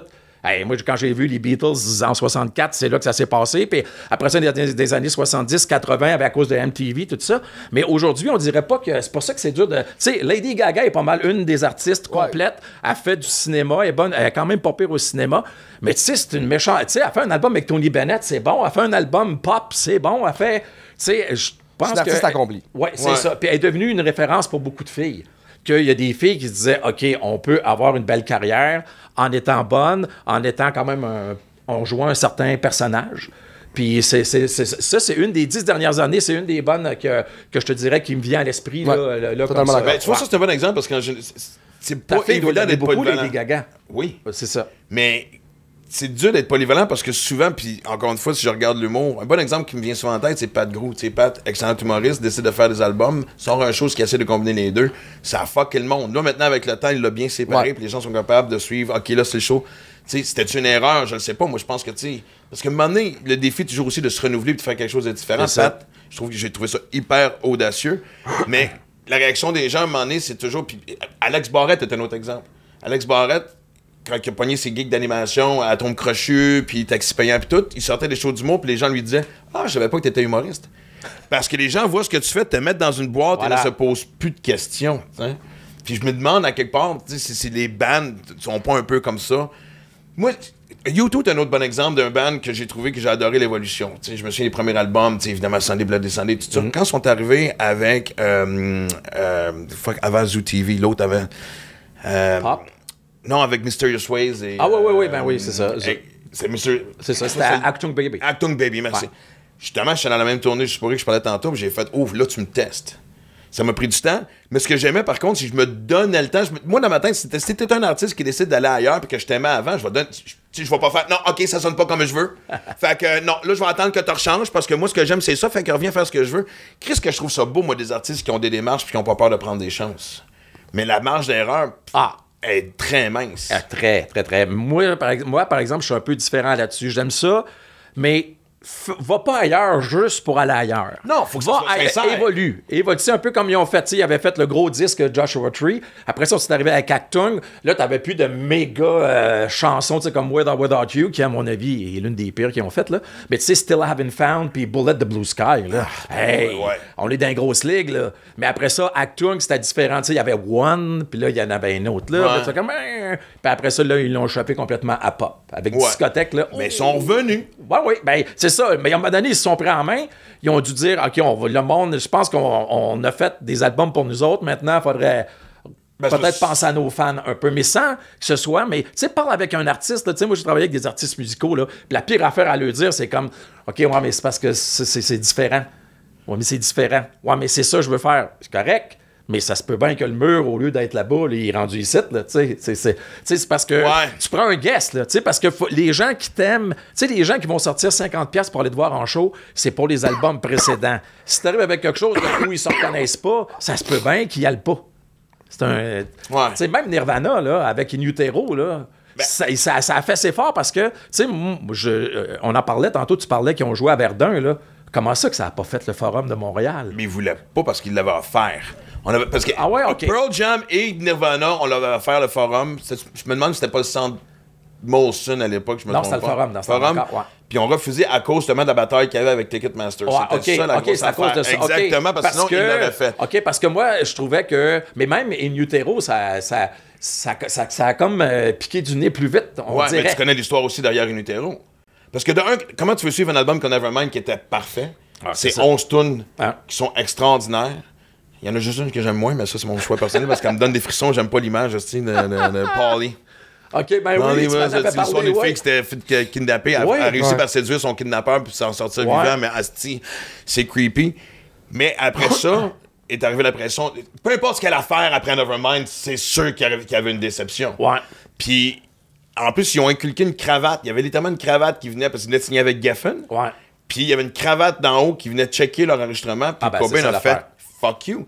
Parce que moi, honnêtement, c'est drôle à dire parce que j'étais tellement resté avec l'image négative. Parce que moi-même, je me souviens très bien quand j'ai acheté une Utero, à part Heart Shape Box. Mais il y a quand même, il y a Dumb, Heart Shape Box, il y a All Apologies, Penny Royalty, qui sont au moins une de leurs meilleures à vie. Chris, quand tu le réécoutes avec du recul, c'est un sacré bon album. Ah, ben ça va toujours encore en vie. Ouais. L'album qui s'en venait, c'était. Ça commençait avec You Know You're Right. Il y avait déjà comme. Honnêtement, on se rapprochait beaucoup de Nevermind. Comme les 4-5 tunes qu'on a pu entendre qui étaient en construction, qui arrêtaient sur le prochain album, ça aurait fait ça en Chris. Mais c'était la façon de dire tu veux me coller une cravate pour faire du cash, moi t'empêcher de faire du cash. Ah, ça aussi. Il pouvait le faire, ça. Ben, il y avait. C'était. Tu vois, ça, c'est très emblématique de notre génération. Ouais. Dis-moi pas quoi faire. Ouais, voilà. Moi, t'envoyer chier. C'est sûr que, tu sais, avec les millions qu'il avait fait sur Nevermind, c'est peut-être plus facile aussi, on s'entend, là, tu sais, là, mais. Combien ça gagne un artiste qui est dans les top chart en ce moment versus le 20 ans? Au Québec, ben, aujourd'hui, avec les. Au Québec, oh boy, ils gagnent pas grand-chose. Au Québec, ils font de l'argent avec les shows. Même dans le champ. Au Québec, là, ça a surtout été les maisons de disques qui ont fait de l'argent. Comme ça a toujours été les maisons de disques qui ont fait de l'argent parce que pour ces gens-là, souvent, c'est un investissement. Ils vont jouer. C'est jouer à la bourse. Tu sais, il y a quelqu'un à un moment donné qui a vu Max qui a fait « Ah, il y a quelque chose là, tu sais. » Mais c'était pas comme « Ça va être intéressant, on va le développer, puis il va gagner sa vie, je vais gagner ma vie, ça va être parfait. » C'est souvent ça qui arrive. Fait qu'aujourd'hui, avec toutes les plateformes d'écoute, il y a plus de place aujourd'hui pour écouter la musique, mais il en rentre beaucoup moins parce que tu sais, quand tu regardes la fameuse stat, là, tu sais, moi, ce que j'ai toujours trouvé particulier dans la musique que j'ai découvert en travaillant avec des artistes, c'est que c'est l'artiste qui fait la matière première, puis c'est lui qui est le dernier à être payé. Ouais. Ça, c'est fascinant. Ben écoute, c'est fascinant. Tu sais, je veux dire, un album, je me souviens longtemps, ils découpaient les prix sur un DVD à l'époque, ou même un album qui se vendait, on va dire 15$ pour le fun. L'artiste touchait une pièce, musique de 10, 3-4$. Ouais. Puis le distributeur en touchait 10. Puis le distributeur, lui, l'avantage qu'il a, c'est que lui, il prenait pas de risque financier. Son risque qu'il avait, c'était de prendre ça puis d'aller le placer dans un magasin. C'était son risque. Mais c'est sûr et certain que lui, plus il en vendait, plus c'était payant pour lui. Mais je trouvais que c'était le mieux placé dans la gang, parce que le risque financier est pas là. Non. Mais tu vois, c'est ça aussi que je trouve triste, puis je comprends pas qu'il n'y ait pas eu quelque chose qui a été fait de ça. Puis même au niveau gouvernemental, parce que, justement, tu sais, on vient évidemment, mettons, Nirvana est un bon exemple, puis eux autres, ils avaient vraiment négocié le deal du siècle. Parce que quand ils ont signé avec Geffen, Geffen venait de signer, pas Sun Youth, le band, comment ça s'appelle? Bon, excusez-moi. C'était une chanteuse en plus. Pas Hole? Non, il y avait Sun ou Youth là-dedans, en tout cas. Puis, et ils s'attendaient à ce qu'ils vendent 300-400 000 albums, puis c'est ce qui est un peu arrivé. Puis, ils ont basé leur deal avec Nirvana avec ça. Ils ont dit, on pense que vous allez en vendre peut-être 200-300 000, peut-être 400, vous êtes chanceux. Hein? Puis, Nirvana a fait parfait. À partir de 500 000 albums vendus, on fait 50-50. Ah. Caclown, cacling, cac-boom et tout. Ça a été vraiment un des meilleurs deals business ever. Tu sais, si tu vendais 5, 6, 7 millions d'albums, t'étais mort de rire. Ben oui. Puis oui, après ça, oui, les shows étaient payants. Chris, aujourd'hui, je peux pas croire avec les Spotify puis les iTunes et tout ça que ça soit pas référé que les artistes touchent beaucoup plus que ce qu'ils touchent présentement. Là.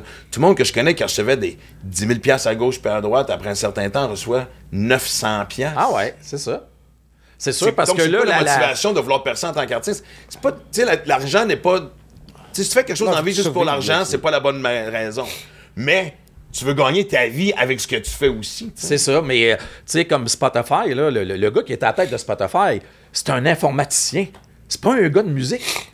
C'est pas un gars de musique. Lui, il a développé quelque chose avec les fichiers audio. Il s'est dit, on va rassembler ça. Puis, mais tu sais, lui, à cette heure-là, avant ça, on parlait de tendance, tu sais, comme moi, quand j'étais à Musique Plus, par la radio, à un moment donné, j'étais comme, tu sais, les gens considéraient que j'avais une bonne oreille. Tu sais, à un moment donné, des fois, et quand tu te fais dire des affaires, pas pour dire tout le temps, non, c'est pas vrai, non, c'est pas vrai, mais je me considérais, puis même encore aujourd'hui, j'ai encore une bonne oreille. Tu sais, on faisait des affaires à la radio, puis j'arrivais, puis tu faisais comme, waouh, c'est bien le fun, des nouveautés, puis tout. Mais tu vois, c'est jamais ça, justement, tu se reconnecter avec ce qui se passe présentement. Exactement. Mais sauf que maintenant, c'est l'algorithme. À cette heure-là, tu sais, c'est pas le fait que les gens lèvent la main et ils vont acheter des albums. C'est le fait que ça clique, ça clique, ça clique, ça clique. Fait que là, l'algorithme, il fait comme, OK, ça, c'est un style de musique que t'aimes, il te l'envoie, il te l'envoie, il te l'envoie. Fait que c'est ça qui arrive aujourd'hui avec l'industrie de la musique. Puis là, le problème, c'est qu'ils ont tous 0,25 cents à chaque fois que ça joue. Tu sais, à un moment donné, comme tu dis, les gars recevaient des bons milliers de dollars avant ça. Ouais. Mais à cette heure, ils en reçoivent 900 parce que c'est partagé autrement. Puis les gens qui ont investi gardent la plus grosse part du magot. Puis les autres, c'est comme, ben... Là, tu fais comme, ouais, mais c'est parce que s'il y a du monde qui s'abonne à ton service, c'est à cause de mes tunes qui sont bonnes. Ah! Puis là, l'intelligence artificielle rentre là-dedans. Ben, c'est ça, l'algorithme. Non, pire que ça, dans le sens qu'il y a un rapper qui n'existe pas, qui est une intelligence artificielle, qui a scanné l'ensemble de ce qui était sorti dans l'année. Qu'est-ce qui marche le mieux par le beat, par minute, par parole dedans. Ah oui? Et ils ont sorti un album que par l'intelligence artificielle, et ça a chialé parce qu'il dit le N-word. Ouais, parce qu'il l'entendait ailleurs, puis ça. Il n'y a pas de sentiment, puis il n'y a pas le droit de le dire, mais il y a en tout cas, fait que c'est un ordinateur a dit la noix. Ok, fait que Terminator, la prochaine vidéo musicale et. Fait que ça se peut que les prochains Emmy soient tous donnés à des Apple puis des PC. Ben, pis sais-tu qu'est-ce que je trouve bien triste là-dedans? J'ai pas envie de faire aussi comme, tu sais, deux vieux bonhommes sur un balcon qui se souviennent du bon vieux temps. Deux vieux chialeux dans les mopettes. Exactement. C'est-tu quoi? J'allais dire des mopettes. Oui, c'est Non, mais j'allais dire la référence, j'ai fait, je vais perdre le monde, puis là, tu la rajoutes, je trouve ça extraordinaire, c'est parfait. Mais. Tu sais, justement, tu sais, un forfait, tu sais, moi j'ai le forfait familial, fait que ça coûte, je pense, 15$ par mois. Pardon. Et, tu sais, sinon c'est 10$, puis t'as accès à tout. Je veux dire, moi, dans le temps, tu mettais ton argent de côté pour acheter ton album. Puis ce que je trouve aussi encore dommage, il y avait tout le côté. Je vous donne une parenthèse, moi je me suis amené il y a quelques années, j'étais avec ma fille, puis ses amis en char, je les amenais, évidemment, jouer au taxi, je les amenais à quelque part. Puis ils contrôlaient la musique en arrière, puis ils changeaient d'une tune à l'autre, puis. Ma fille de dire, je me souviens pas c'est quand la dernière fois que j'ai écouté une tune au complet. Tu sais, quand tu sais qu'il y a une espèce vers la fin, l'espèce de wind down. Et moi-même, ça m'a confronté parce qu'une fois que le gros de la tune que je voulais entendre, le refrain ici, ça, en fait, je passe à un autre, ça. Tout le côté de écouter un album au complet, c'est quelque chose que j'ai recommencé à me forcer à faire. Là, le running gag, c'est que j'ai une table tournante depuis 6 ans, mais j'ai même pas encore acheté le speaker qui va avec, puis j'ai à peu près une vingtaine de vinyles. Puis c'est ça qui était le fun aussi, tu sais, avec les grilles que tu déposais, tu te levais pas à chaque 2 secondes parce que remettre là où ce que tu voulais, le bout tu voulais réentendre, c'était comme splitter la tombe, là, fallait vraiment que tu sois précis, tu sais. Puis, mais il y avait le côté romantique. Combien de fois qu'on parle des pochettes marquantes? La pochette d'Harmonium, la pochette de Pink Floyd, The Wall, prendre le temps d'avoir les paroles. Juste l'image d'être assis. Tu sais, c'était ton moment. T'allais au magasin de disques, puis ça aussi, c'était une autre affaire. T'allais t'acheter un disque, mais qui ressortait avec un disque? Personne. Tu en achetais 4-5 parce que... Puis j'aimais ça aussi, le contact du vendeur qui disait « Hey, t'aimes ça? Tu connais ça? Non, essaye donc ça, blablabla. » Et là, il y avait ce moment-là que tu rentrais à la maison. Si t'étais ado, tu t'enfermais dans ta chambre. Le plastique qui était chiant à enlever, ces CD, là, le petit... Ça, c'était le gros défaut de la... Tu vois que c'est une génération qui a énormément de grands défis et d'embûches à surmonter pour être capable de se rendre à quelque chose, mais c'était ton moment de tranquillité, c'était ton moment de réflexion, c'était l'échappatoire de ton cerveau.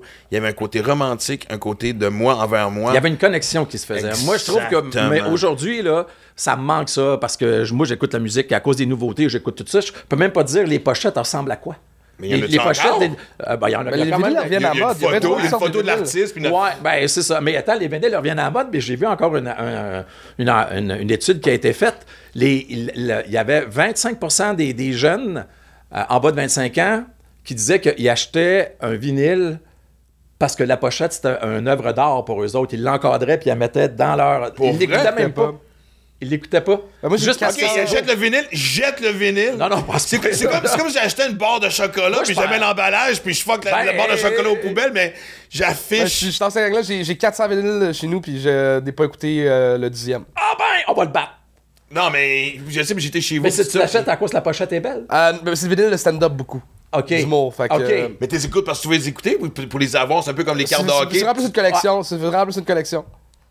Et la pire gaffe que j'ai faite, c'est que j'ai trouvé un super beau vinyle où ce que Charlie Chaplin est imprimé sur le vinyle. Puis, tu sais, des vinyles d'humour, j'achète ça à 1$, 2$ dans les ventes de garage. Mais lui, je pense que j'ai payé 60$ pour. Puis là, j'étais arrivé chez nous, j'étais comme fuck. Charlie Chaplin faisait du muet. Fait que c'est sa biographie sur un vinyle. C'est un vinyle parce qu'il y a juste rien. C'est du silence total. Fait que je me suis fait avoir. Mais si tu veux savoir combien il vaut, va sur discog.com. Oh, je vais marquer ça dans Et le voilà. note. Bon. Disque, c'est discog.com. On vient de Puis là, tu vas voir, tu vas... On vient de je le trouve le fun. Non, ben écoute, c'est pas vrai que je travaille avec lui, qu'est-ce que tu penses? Ben oui, mais c'est trippant, mais c'est ça. Ça fait que on n'est pas capable aujourd'hui de définir qui. Puis l'autre fois même, j'étais allé, la personne qui m'accompagnait aux Eagles, c'est un gars qui produit des shows au Québec. Puis il y a eu une discussion avec son fils, puis il a demandé à son fils, c'est quoi que t'écoutes? C'est quoi le style? Puis il a dit, j'écoute des listes de lecture. Et je peux pas te dire qui est là. Ouais. Il dit, moi, je mets des listes de lecture qui me rejoignent. Ils m'en suggèrent parce que j'ai écouté avant. Puis c'est tout. Non, c'est dans la tune que t'as marqué, eux autres, on connectait. Eux autres, ils connectent pas. Puis ils n'ont pas besoin de connecter. La seule affaire, c'est... La grosse affaire, c'est comment tu les amènes d'une salle de spectacle, de leur dire, ben là, tu les as vus 15 secondes, t'as aimé ça, mais vas-tu payer 75$ pour aller voir? 75$, c'est encore généreux aussi. Ouais, c'est ça. Exactement. Fait que c'est ça l'affaire. Fait que pour ça qu'à cette heure, tu regardes les tournées qui rapportent le plus, c'est Céline Dion, Elton John, les Eagles, parce que, puis mettons Pearl Jam qui est couru comme ça se peut pas encore, parce que Foo Fighters, regarde. C'est ça, parce que tu sais que les gens investissent leurs 100, 200$. Tu sais, moi, j'ai payé 300$ du billet pour aller voir Genesis la dernière fois. Mais c'était le dernier show. Je savais que c'était la dernière fois que je les voyais.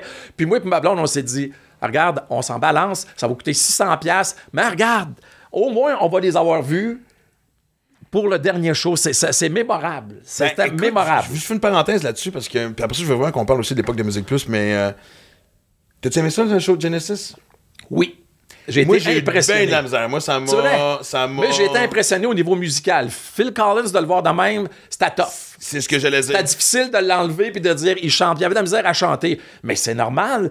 En arrière, il était accompagné par un train. C'était un mur de son. Puis lui, il est là, puis il est avec le petit patente qu'on pousse, là, tu sais, comme dans le temps. Là, il rentre en marchette, littéralement. C'est ça. Il s'assoit, il est assis tout le long. Puis moi, tu sais, Genesis, c'est un band que j'ai toujours apprécié. Comme ben du monde, évidemment, j'ai trippé sur la période Peter Gabriel. C'est ça.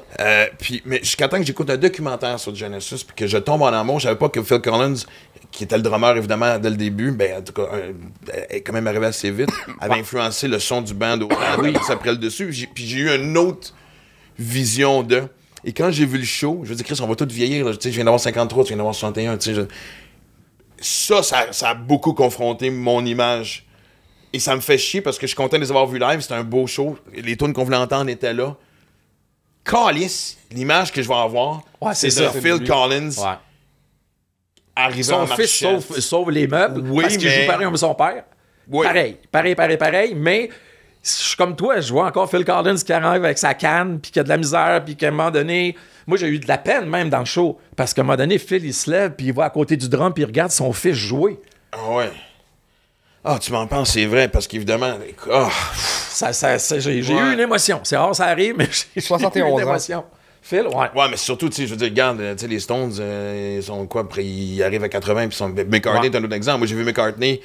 Ça, par exemple, c'est quelque chose que j'ai trouvé super beau. Je suis allé voir McCartney avec ma fille, 4-5 ans à peu près.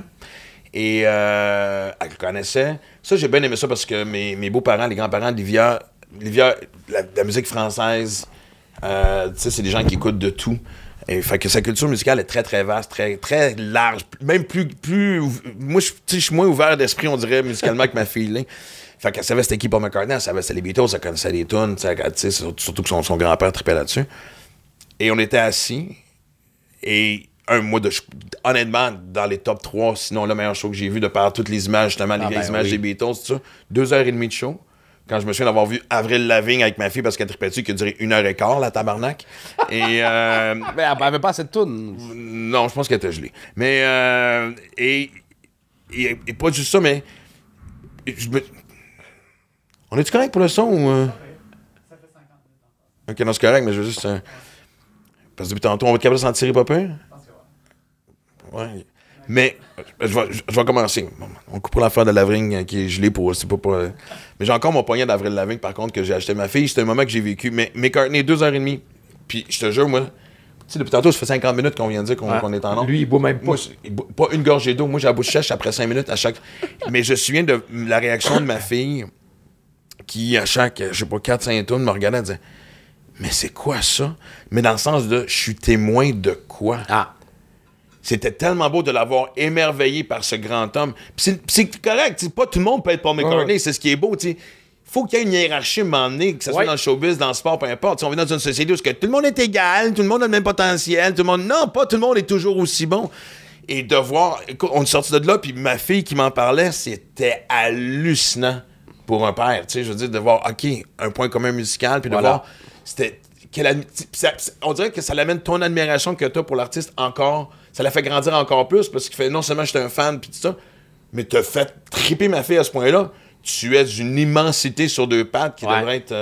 D'une classe à part. Exactement. Mais c'est un peu comme Queen actuellement. Queen, ça n'a jamais arrêté. Je sais pas si ta fille a embarqué dans le mouvement de Queen, mais il n'y a pas juste Bohemian Rhapsody là, qui a fait que ça avait recommencé. Il y avait eu Wayne's World. Tu sais, Queen a comme réussi à passer à travers les générations. Il y en a qui sont pas capables pantoute, mais eux autres sont capables. On sait pas comment est-ce qu'ils font, mais je pense que c'est le côté impressionnant comme tu as vécu avec ta fille. Possiblement que de voir à l'époque, en 92, quand tu avais 30 quelques années, puis que ton fils tes enfants avaient 10-12 ans, puis qu'ils chantaient Bohemian Rhapsody avec toi, tu faisais comme, c'est bien le fun. Fait que là, ça s'est transféré de génération en génération. Je pense que c'est ça qui arrive aussi. Des fois, la musique, elle a ce côté-là qui est grand. Quand c'est grandiose, mais quand c'est de la merde, c'est de la merde. Comme mon oncle Serge avait chanté, de la merde, c'est de la merde. Il n'aura plus ce transfert d'amour-là d'artiste à artiste parce que, tu sais, mettons, moi j'écoutais Musique Plus, on m'a imposé des artistes,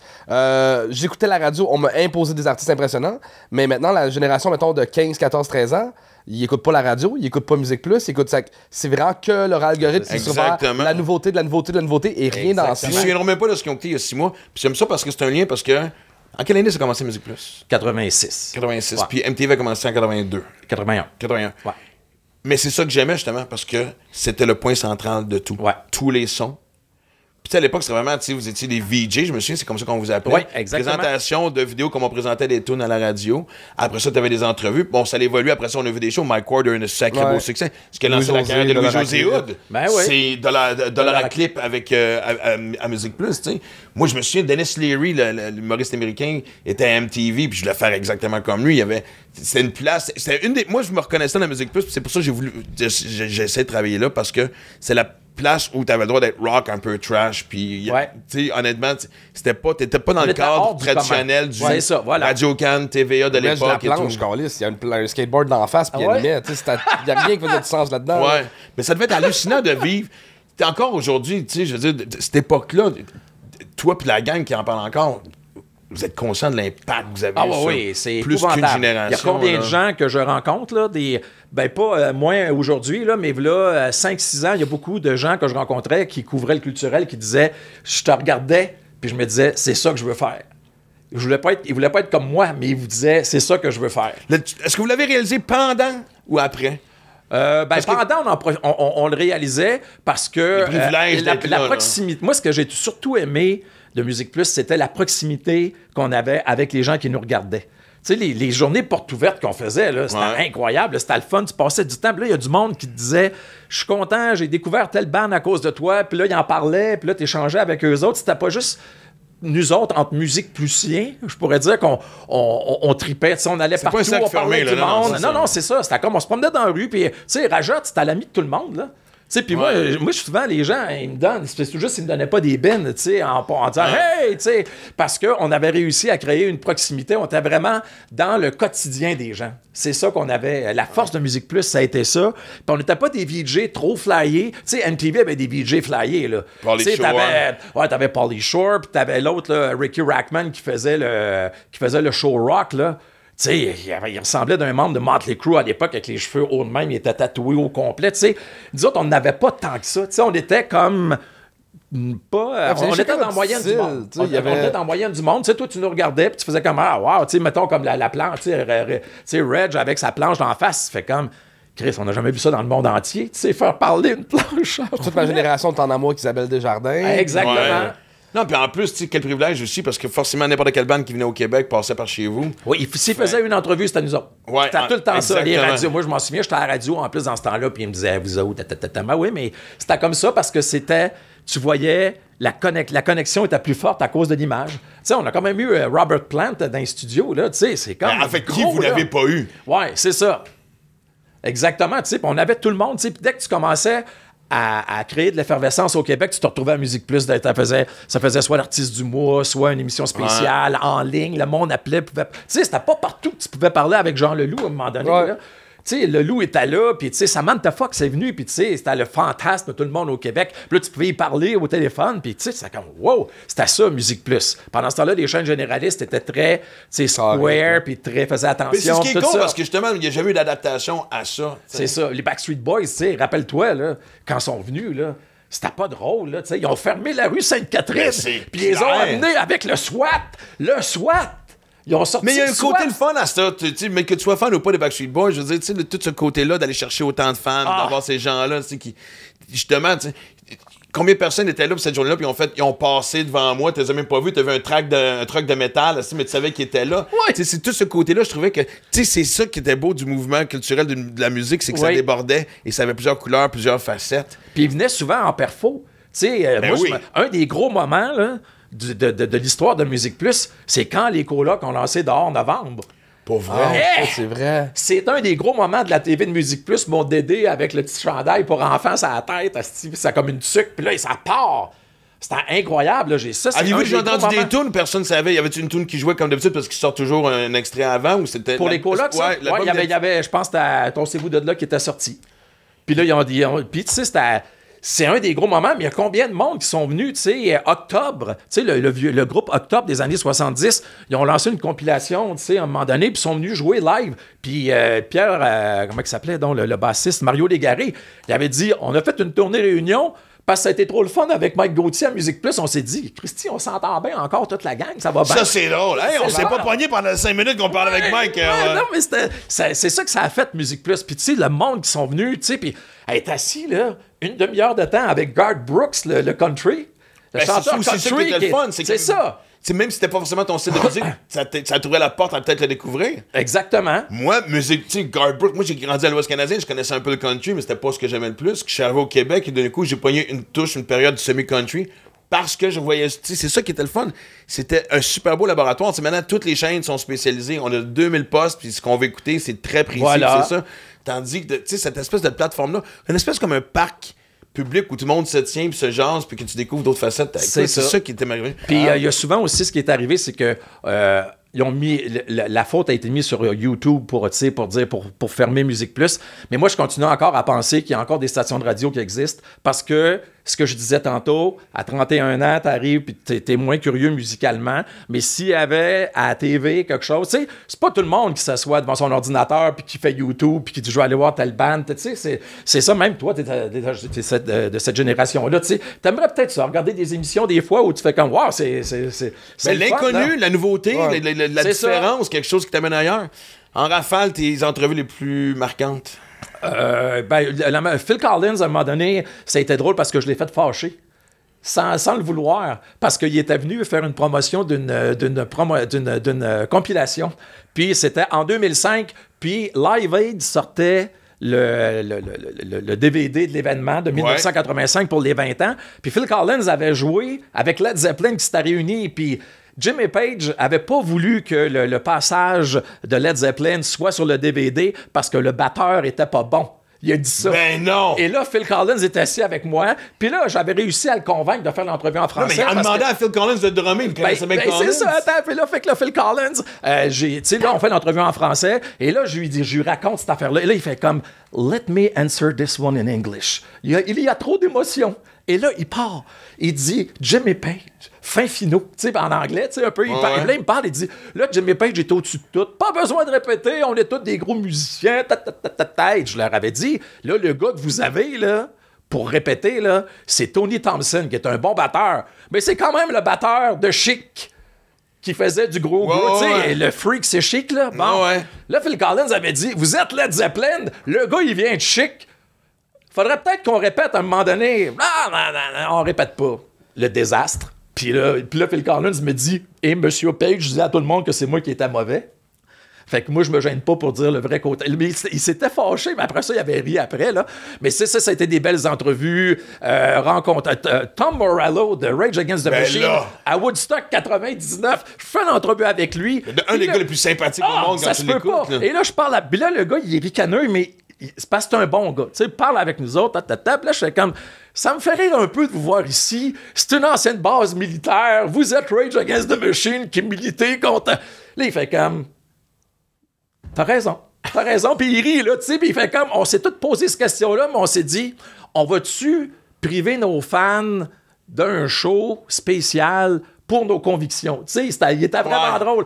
Mais là, ça reste de même. Et là, un mois plus tard, il y a une VJ qui s'en va à Toronto les interviewer pour leur nouvel album. Et Tom Morello dit « How Mike is doing? » Bon, et non!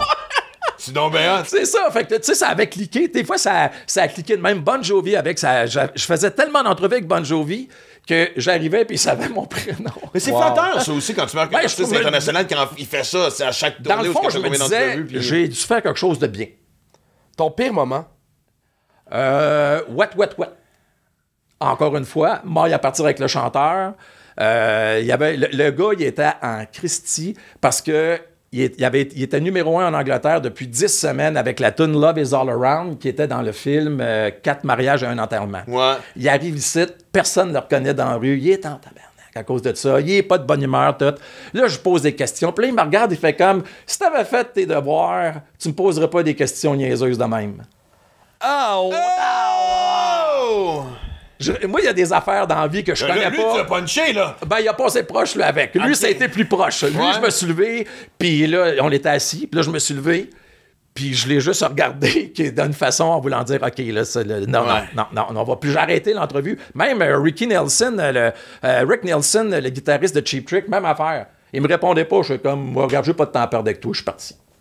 Ben, je veux pas qu'on finisse là-dessus. Avec le recul que t'as, justement, parce que ça arrive de temps en temps, même moi, des fois, je commence à le faire, aller chercher un peu, pas les souvenirs, mais tu sais, il y a toujours ce moment-là, justement, tu sais, assis sur le balcon quand on pense à ce que t'as fait. Ouais. Comment tu résumerais? Pour pas résumer, parce que, tu sais, je veux pas te demander une anecdote précise, parce que t'en as 2000, c'est clair, tu sais.